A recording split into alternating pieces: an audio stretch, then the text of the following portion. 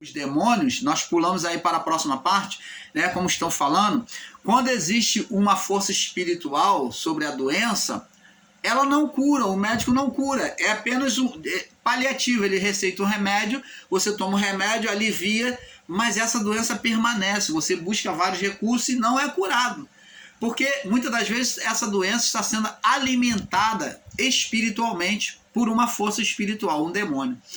E Jesus expulsou na sua época de muitos demônios e as pessoas ficaram curadas. Agora aqui ele vem trazer a úlcera, ele logo que ele entrou na sua legalidade, ele entrou sobre o estado estomacal ele entrou, me perdoe, ele entrou sobre o estado estomacal de Jó e passou para a pele. Ele passou para a pele, então ele atacou o sistema interior de Jó, trazendo úlceras na pele de Jó. Então ele alterou, né, a saúde de Jó, né, e feriu com úlceras malignas desde a planta do pé até o alto da cabeça. Então ele entrou no estômago de Jó, alterando ali o estado de saúde. Então, por ali, pelo estômago, ele alterou todo o exterior do corpo, trazendo feridas sobre a pele. Uma reação sobre a pele. E agora no verso 8 diz assim: e tomou um caco para se raspar com ele, e estava assentado no meio da cinza. Então, eu vejo aqui o estado de Jó um pouco parecido, se você analisar bem, com do jovem de Gadara, um estado como um estado possessivo, né? Um estado possessivo, não o que Jó estava ali com o demônio, mas o diabo na sua legalidade, ele colocou aquelas doenças ali, eram doenças espirituais colocadas em Jó, sustentado por uma força do mal. E o jovem de Gadara também tinha doenças sobre si, transtorno psicológico, que quando Jesus curou, voltou ao normal. Aí Jó pegou um caco de cinza, vê que o jovem de Gadara dormia no sepulcro, né? Se cortava também com caco, ele se cortava com caco de vidro, né? E Jó aqui com caco de telha, né? Pegou um caco, tomou um caco para se raspar, né? Uma pedra, um caco de telha para se raspar, e porque devia coçar muito, com ele estava sentado no meio da cinza. Então sua mulher lhe disse: ainda retens a tua sinceridade? Amados, aqui como o irmão Paulo, muitos fazem a interpretação literal. O irmão Paulo já fez essa interpretação errada, e eu procuro me corrigir quando eu erro nos meus entendimentos. É que a mulher de Jó, ela queria destruir Jó.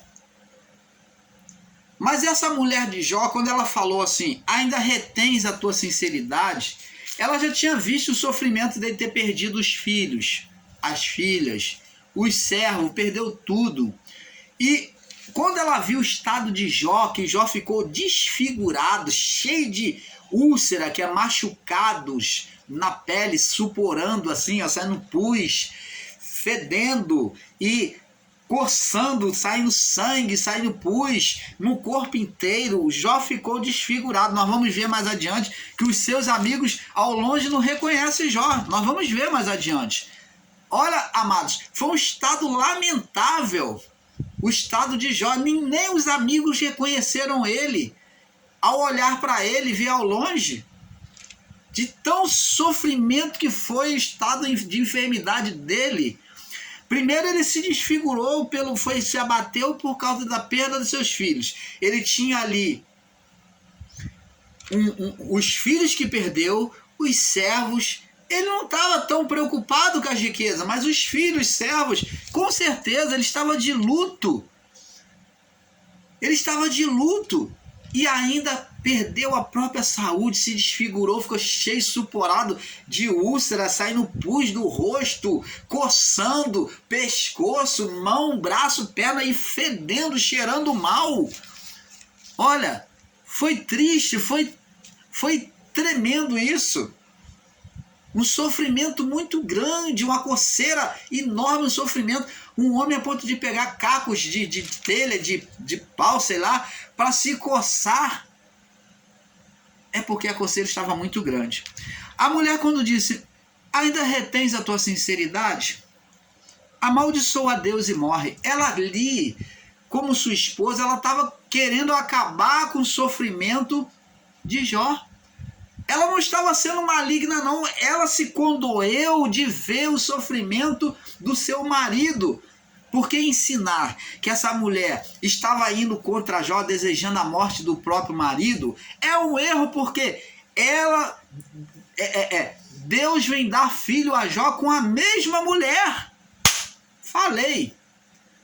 E como é que você pode na história colocar essa mulher como uma mulher amaldiçoada se ela vem produzir filho na velhice com Jó? De novo. Filhos em dobro. Olha que milagre tremendo. Uma pessoa idosa produzindo filhos muito mais em dobro do que ela possuía. Olha que maravilha. Então ela aqui, quando disse, ainda retens a tua sinceridade, vou conjecturar aqui para que você entenda. Ainda tu vai reter a tua sinceridade, meu velho? Sai desse sofrimento, dá um tiro de misericórdia, amaldiçoa a Deus e morre. Acaba com seu sofrimento logo, meu velho. Ela sofreu muito vendo o marido sofrer, por isso que ela disse isso. Amaldiçoa a Deus e morre, mas Jó... na sua sabedoria, na sua fidelidade, ele fala que ela falou sem pensar. Quando ele diz, como uma doida, verso 10, ele porém disse, como uma doida, como qualquer doida falas tu. Ele estava sendo ofensivo? Não, ele estava falando que ela falou sem pensar, como uma mulher louca que fala sem pensar. Ele falou, você não está pensando, você não tem consciência do que você está falando, como uma doida fala tu, porque receberemos o bem de Deus e não vamos receber também o mal. Jó achou que ele estava sendo punido por causa de algum pecado, porque era o entendimento deles, de que Deus fazia o bem e se vacilasse, deixa lá e pum, fazia o mal. Receberíamos o bem, não receberíamos o mal de Deus também? E em tudo isso não pecou Jó com seus lábios. Olha só a interpretação que o canal Luz da Graça está trazendo para você. Uma interpretação perfeita, uma interpretação sem erros, sem equívocos, né? Sem conjecturas. Então, é isso que a mulher de Jó pensou. Ela falou sem pensar. Por isso que ela falou, amaldiçoa a Deus e morre, meu velho. Sai desse sofrimento. Ela queria tirar o seu esposo do sofrimento. Para ela seria melhor a morte do que ver ele sofrer. É como muitos familiar que às vezes está entubado sobre a máquina, muitos preferem do que ver sofrer a morte. Existe estado de câncer aí sobre familiar que é comido o lado do ouvido, o lado da boca, o lado do nariz, a cara da pessoa já está comida do câncer, o braço, o estômago, a parte da barriga, que às vezes o familiar prefere que Deus leve o seu familiar. Às vezes a gente até ora para que Deus leve, porque é melhor, muitas das vezes, ver levar do que ver sofrer. O que os soldados fazem na guerra? Quando vê que o outro amigo, o outro soldado, ele está no estado de que atravessou uma lança e que aquela lança não pode ser tirada dele, senão ele vai morrer, ele vai se esvair em sangue. Então, para ver, ele ainda encontra esse soldado vivo ali com a lança atravessada, ou com um tiro, ou com alguma faca, alguma coisa que não dá para tirar. Eles fazem o quê? Vai lá, aperta o gatilho e acaba de matar o seu próprio amigo. Mas isso é uma forma de dar um tiro de misericórdia, de aliviar o sofrimento alheio do seu amigo. Não é ser maldoso, é melhor para eles tirar a vida do que o amigo sofrer, porque o próprio amigo fala, me mata. Porque fica ali agonizando, sofrendo, e o sofrimento fica sendo até acabar. Então, muitas das vezes, o soldado, o amigo, acaba de matar, enfia a faca para acabar de matar logo, para amenizar o sofrimento, dá um tiro para amenizar o sofrimento. E foi isso que a mulher de Jó falou com Jó. Acaba com o seu sofrimento, amaldiçoa a Deus e morre, dá um tiro de misericórdia em você. E ele falou o que ela falou sem pensar, como uma doida, falar sem pensar, como uma louca, falar sem pensar. Ela não sabia o que estava falando. Foi isso que Jó estava dizendo para ela.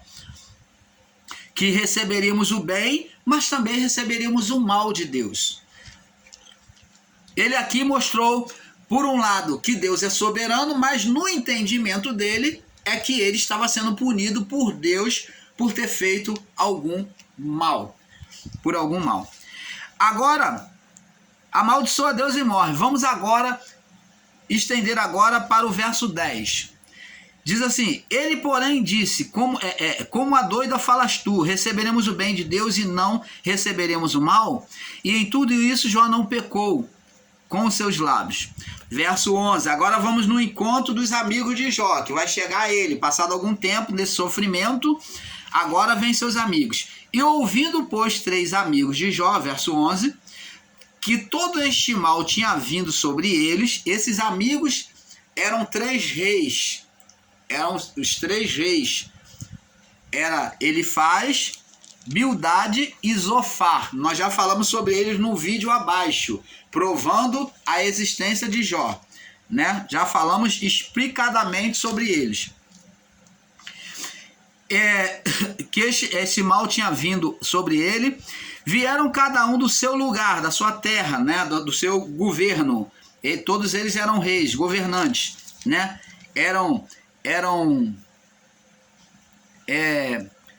Todos eles eram reis. Vieram do seu lugar, cada um do seu lugar. Ele faz o temanita, nós já explicamos aí, não vou repetir aqui para não alongar.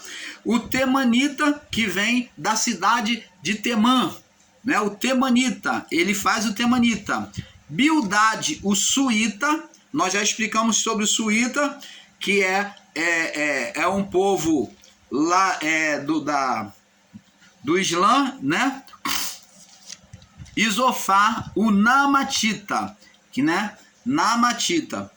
E combinaram de ir condoer-se com Jó. Então eles combinaram de ir, os 3 se reuniram para ir até onde Jó estava, para se condoer do sofrimento do seu amigo, do seu melhor amigo. Levantando-se de longe os seus olhos, olha só, o sofrimento de Jó, como falei aqui no vídeo anterior, era tão grande que eles, quando estavam vindo ao encontro de Jó ao longe, vendo Jó, eles não o conheceram. Jó ficou deformado diante daquelas úlceras. Jó ficou acabado diante da perda dos seus filhos. Não pela riqueza, eu acredito, mas pelos seus filhos e seus servos. Levantando-se a voz, não conheceram, e levantando-se a sua voz, e choraram, e rasgaram cada um seu manto sobre as suas cabeças, e lançaram pó no ar. Então eles fizeram o mesmo que Jó, se humilharam junto com Jó, ali, em prol do seu amigo. Entraram em estado de humilhação, clamando a Deus, de clamor a Deus. E assentaram-se com ele na terra 7 dias e 7 noites. Então eles ficaram 7 dias ali, que são 7 dias e 7 noites, noite e dia, 24 horas, durante 7 dias. Nenhum deles, nesses 7 dias, disseram alguma palavra, porque viram que a dor era muito grande em Jó. Olha, meus amados, minhas amadas, olha o sofrimento deste homem. Existem irmãos aí que têm coragem de dizer que Jó não existiu. Nós provamos lá, Ezequiel testemunha, Tiago testemunha a existência de Jó, Ezequiel testemunha, por 2 vezes nós mostramos lá no livro de Ezequiel. E existem irmãos aí ensinando que Jó não existiu. Agora diz aqui, vamos no capítulo 3. Depois disso, abriu Jó sua boca. Então Jó, agora depois do 7º dia, que os seus amigos estão ali enlutado com ele, né, no pó e na cinza. Então Jó começa a falar, um silêncio total. Então Jó começa a se lamentar. Abriu a sua boca e amaldiçoou o seu dia. Agora vamos ver palavras de sofrimento, palavras ditas no momento de sofrimento, que não pode ser levado ao pé da letra, porque essas mesmas palavras lá no final de Jó 42, do capítulo 42, Jó vai abominar, ele vai desconsiderar essas palavras. Agora vamos ver o que é a palavra de um homem no estado de sofrimento. Olha só, ele vai começar a falar. E Jó falando disse, verso 3, pereça o dia que eu nasci. Não haja esse dia, não tenha acontecido esse dia. O dia que eu nasci, e a noite em que disse, foi concebido um homem. Então não existe esse dia, essa noite que alguém possa dizer que foi concebido um homem, nasceu um menino. Converta-se aquele dia em trevas, e Deus lá de cima não tenha cuidado dele, Deus não faça caso dele, nem resplandeça sobre ele a luz. Contamine-no as trevas. Então ele está pedindo até que as trevas contaminassem esse dia, fosse coberto de trevas, para que não acontecesse o nascimento dele.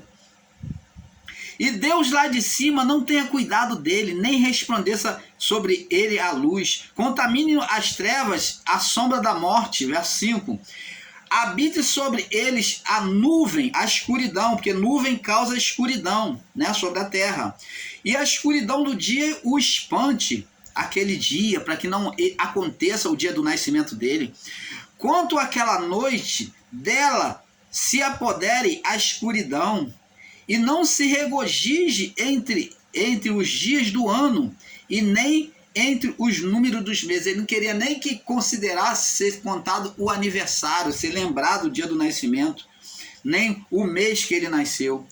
Aí verso 7 ele diz assim, que solitária seja aquela noite, e nela não entre voz de júbilo, de comemoração. Nasceu o menino, é menino, como se diz, todo mundo se alegra. Então Jó pede até que seja solitária aquela noite, que não tenha ninguém, que ninguém comemore, que ninguém clame que nasceu o menino, que ninguém anuncie. Verso 8, amaldiçoe-na aqueles que amaldiçoam o dia, amaldiçoe a noite aqueles que amaldiçoam o dia, que estão prontos para suscitar o seu pranto. Esqueçam-se as estrelas do seu crepúsculo, e que espere a luz e não venha. Então ele está pedindo até que não haja estrela naquela noite do seu nascimento, e que a luz das estrelas não venha, e não sejam as pálpebras da alva. Agora ele diz aqui no verso 10, por que não fechou as portas do ventre? Ele fala para Deus, por que não fechou a porta do ventre? Não escondeu os meus olhos a canseira? Por que não morri? Por que não morri eu desde o ventre da madre? Então ele questiona. E saindo do ventre, não expirei, não morri, não desfaleci, né? A minha força, morrer. Verso 12. Por que me receberam os joelhos? Por que me receberam os joelhos? A parteira que tem que se dobrar ali para puxar a criança, ficar de joelho para ajudar a puxar a criança. Por que os peitos? Por que os peitos para que amamentasse, para que eu mamasse, né? Porque já agora jazeria e repousaria, eu já não existiria, dormiria e não haveria repouso para mim. Como os reis e os conselheiros da terra, que para si edificam casa nos lugares assolados, ou como os príncipes que possuem ouro e se enche, e que enche as suas casas de prata. Ele fala aqui de coisas sem sentido, né? Os príncipes que possuem ouro e enchem as suas casas de prata. Então ele tira o valor do ouro que ele tem, o brilho da sua casa. Então ele queria ser algo sem sentido, que não tivesse lembrança. Verso 15. Verso 16. Ou como um aborto oculto. Olha, ele queria que fosse como um aborto oculto, né? Acontecesse com a mãe dele um aborto oculto em relação a ele. Não existiria como as crianças que não viram a luz. Ele queria que esse mal tivesse chegado até ele. Ali os maus cessam de perturbar e não repousam. Ali os maus cessam de perturbar e ali repousam os cansados na morte, né? Os maus não perturbam mais ninguém na morte, né? E ali repousam os cansados, os que estão cansados desta vida, né? Os que morrem. Ali os presos juntamente repousam e não ouve a voz do extrator, né?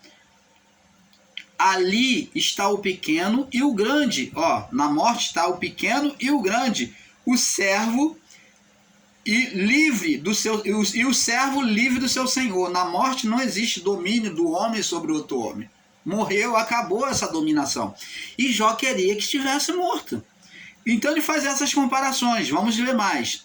Verso 20. Por que se dá a luz ao miserável? Ele questiona. Por que se dá a luz ao miserável e a vida aos amargurados de ânimo? Então ele questiona.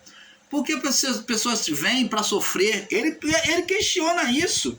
Por que se dá a luz ao miserável? A pessoa que era miserável não era para nem nascer. Ele está dizendo aqui. E a vida aos amargurados de ânimo, aquele que já vem para sofrer, que esperam a morte e que não vem, que cavam em procura dela mais do que os tesouros ocultos.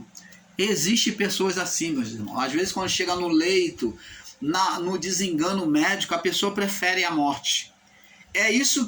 Por isso que a mulher dele, agora você entende o porquê que a mulher de Jó falou: amaldiçoa a teu Deus e morre. Porque ela viu o sofrimento de Jó e Jó agora está mostrando esse sofrimento. Você está vendo aqui que ele prefere a morte? Verso 22. E de que alegria saltam e exultam quando acham a sepultura, aqueles que estão sendo afligidos, né? Porque se dá luz ao homem cujo caminho é oculto, a quem Deus o encobriu? Por que se dá luz? Então, ele está falando dele mesmo. Caminho oculto, a quem Deus encobriu dele o que iria fazer esse sofrimento. Porque antes do meu pão, ele está falando dele, verso 24. Porque antes do meu pão vem o meu suspiro. Antes do alimento dele todo dia vinha o sofrimento. Ele comia mais sofrimento, ele se alimentava mais de sofrimento do que o pão dele. Não tinha nem prazer no pão. O pão para ele não era nem a necessidade, nem a alegria, porque ele queria estar livre daquele sofrimento, do suspiro. Antes do meu pão veio o meu suspiro, e os meus gemidos se derramam como água. Olha só, olha que sofrimento. O gemido dele, sofrimento, gemido, se derramava que nem água. Porque naquilo que eu temia, verso 25, me sobreveio. Então está explicado por que ele sofreu, como já falamos, né? Ele temia cair nessa situação. E Deus não tem prazer, Deus não permite que eu, você ou qualquer um carregue temor. Porque quando carregamos temor, não estamos diretamente ligados ao Criador. O Criador quer nos conduzir pela mão. E não você lá e o Criador cá. Você caminhando lado a lado. Não, ele quer te conduzir. Ele queria conduzir Jó pela mão. Tomado pela mão e não com temor, com medo. Ora está no Criador e ora está afastado, ora está inseguro, porque a insegurança é você também estar afastado do Criador. Então Jó não estava ligado diretamente ao Criador. Faltava uma coisa. Deus vem quebrar essa ponte do temor que Jó colocou na vida dele. porque naquilo que temia me sobreveio, o que eu receava me aconteceu. Nunca estive tranquilo. Opa, o homem rico e abastado. Lembra lá do rico que juntou tudo no celeiro e falou: alma, descansa, porque tem repouso para longos dias. E uma voz do céu disse: louco, hoje te pedirão a tua alma, de quem serás, para onde irás? Uma hora vem a cobrança, uma hora vem o juízo. Nunca estive tranquilo e nem sosseguei, verso 26, nem repousei, mas sobreveio sobre mim a perturbação. Você está vendo aí porque que Jó, Deus permitiu, aqui está a resposta, porque Deus permitiu que Jó passasse o que passou, porque Jó tinha que ter uma aproximação, conhecer a Deus de perto. Não ver com os olhos físicos a Deus, mas ver com os olhos espirituais, porque são os olhos a lâmpada do corpo, disse Jesus. Se os teus olhos forem bons, todo o teu corpo será luminoso. Porém, se os teus olhos forem maus, todo o teu corpo andará em trevas.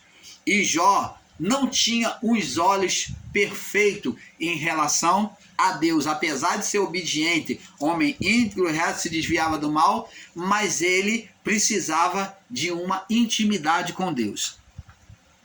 Então respondeu ele. Agora vem os amigos agora falar. Jó falou, fez a lamentação, agora vai começar os amigos a falar. Ele faz é o mais velho de todos os três, mais velho que Jó e mais velho que todos os três. O mais velho, o mais novo deles, que é Zofar, ele é mais velho do que Jó, tá? Já expliquei isso. Então ele faz é o mais velho dos três. Então respondeu ele faz, capítulo 4. O temanita e disse: sem tentarmos falar-te, enfadar-te-ás. Mas quem poderia conter as palavras? Quem poderia conter as palavras? Então, ele aqui já está chamando Jó de falador, né?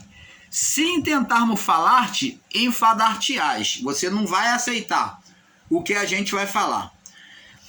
Mas quem poderia conter as palavras? Eis que ensinaste a muitos e tem fortalecido as mãos fracas. Então, ele foi ensinador de muito, diz que ele ensinou a muitas pessoas, fortaleceu as mãos fracas. Eis que ensinaste a muitos e tens fortalecido as mãos fracas. As tuas palavras firmaram os que tropeçaram e os joelhos desfalecentes tens fortalecidos. Então, Jó, ele ajudou muita gente, deu conselho para muitos, ajudou a muitos, é isso que ele faz, está falando, pelos ensinos dele acerca de Deus. Mas agora, verso 5, mas agora, eis que se trata de ti e te enfada, tu fica enfadado, tu fica cansado, tocando-te a ti, te perturba, quando te fala de você agora, você se perturba? Porventura, não é o teu temor de Deus a tua confiança e a tua esperança, a tua integridade nos teus caminhos? Então, e agora ele faz, joga na cara dele. Porventura o temor a Deus não é a tua confiança, é a integridade, os caminhos que você seguia? Agora, verso 7. Lembra-te agora qual é o inocente que jamais pereceu. Opa! Agora vamos entrar numa área que ele vai considerar que o mal que veio sobre Jó é porque ele está em estado de condenação. Vamos observando agora, vamos pegar o entendimento agora. Aqui, ó, verso 7. Lembra-te agora qual é o homem inocente que jamais pereceu. Então, ele está dizendo para Jó que o justo pode passar por sofrimento. Ó, lembra-te qual é o homem inocente que jamais pereceu. E onde foram os sinceros destruídos. Então, aliás, ele está agora fazendo uma acusação a Jó, que se Jó fosse inocente, ele não teria passado por aquilo. Então, lembra-te agora que qual é o inocente que jamais pereceu?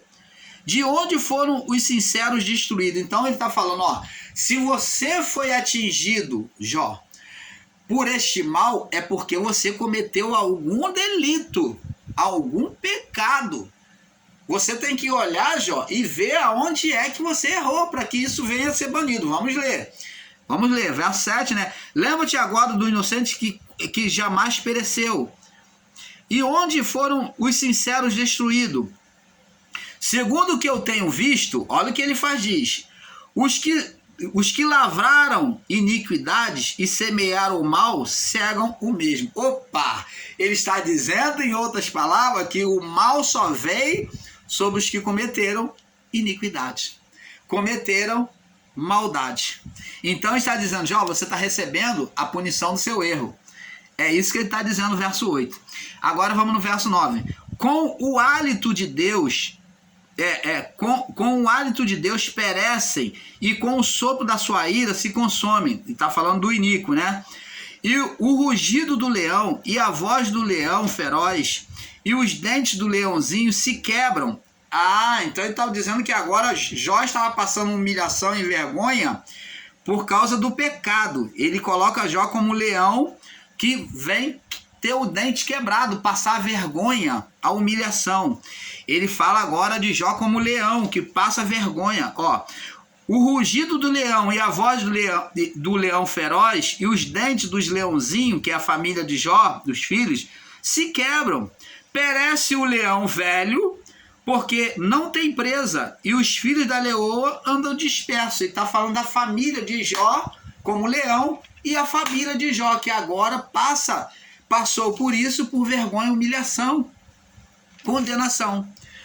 É uma acusação que ele está fazendo. Uma coisa me foi trazida em segredo. Verso 12. E os meus ouvidos perceberam um sussurro dela. Entre os pensamentos vindo na visão da noite, durante aqueles 7 dias que eles ficaram em silêncio, agora ele está falando, ó, nesses 7 dias que eu fiquei aqui em silêncio, verso 12, uma coisa me foi trazida em segredo, e os meus ouvidos perceberam um sussurro dela. Verso 13, entre os pensamentos vindo na visão da noite, quando caí sobre os meus homens, um sono profundo, sobrevieram-me um espanto e o tremor, e todos os meus ossos estremeceram. Então um espírito se apossou diante de mim e fez-me arrepiar os cabelos da minha carne. Parou ele,